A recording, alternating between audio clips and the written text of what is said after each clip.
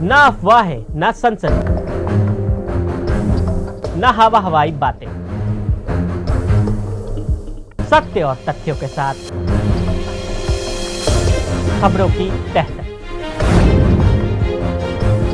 शिक्षा के विकास में अब्दुल कलाम आजाद का है महत्वपूर्ण योगदान। धर्मेंद्र प्रधान वर्तमान में भारत के शिक्षा मंत्री मंत्रिपरिषद के एक महत्वपूर्ण सदस्य के रूप में कार्यरत हैं। शिक्षा मंत्रालय 1947 से भारत के शासन की आधारशिला रहा है। 1985 में राजीव गांधी के प्रशासन के तहत इसमें परिवर्तन हुआ और इसका नाम बदलकर मानव संसाधन विकास मंत्रालय कर दिया गया।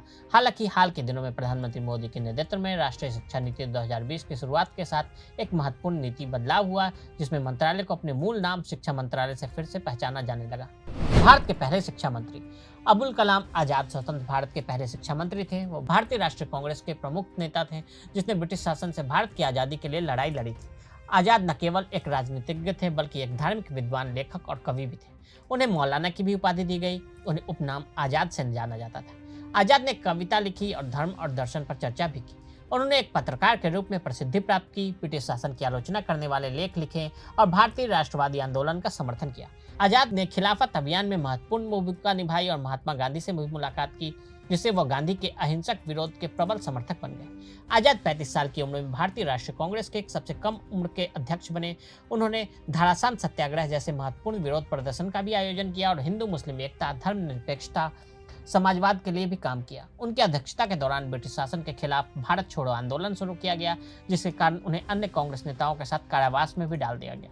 अपने समाचार पत्र अल हिलाल के माध्यम से आजाद ने हिंदुओं और मुसलमानों के बीच सद्भाव को भी बढ़ावा दिया। आज भारत शिक्षा और राष्ट्र निर्माण में उनके योगदान का सम्मान करने के लिए उनके जन्मदिन को राष्ट्रीय शिक्षा दिवस के रूप में मनाता है। भारत के शिक्षा मंत्रियों के उद्देश्य: समग्र शिक्षा प्रणाली में सुधार हेतु राष्ट्रीय शिक्षा नीति का विकास एवं प्रभावी कार्यान्वयन, पूरे देश में गुणवत्तापूर्ण शिक्षा तक पहुंच सुनिश्चित करना, विशेषकर उन क्षेत्रों में जो ऐतिहासिक रूप से वंचित रहे, आर्थिक रूप से वंचितों, महिलाओं, अल्पसंख्यकों जैसे वंचित समूहों की जरूरतों को प्राथमिकता देना, हाशिए पर स्थित पृष्ठभूमि के योग्य छात्रों को शिक्षा तक उनकी पहुंच को सुविधाजनक बनाने के लिए छात्रवृत्ति, ऋण सब्सिडी सहित वित्तीय सहायता प्रदान करना, यूनेस्को और विदेशी सरकारों, विश्वविद्यालयों जैसे संगठनों के लिए साझेदारी बनाकर शिक्षा में अंतर्राष्ट्रीय सहयोग को प्रोत्साहित करना। अगर आप भी लेना चाहते हैं देश दुनिया की तमाम जानकारी, तो आज ही सब्सक्राइब करें हमारे चैनल को। साथ ही नीचे दिए बेल आइकन को जरूर दबाएं ताकि हर अपडेट आप तक पहुंच सके।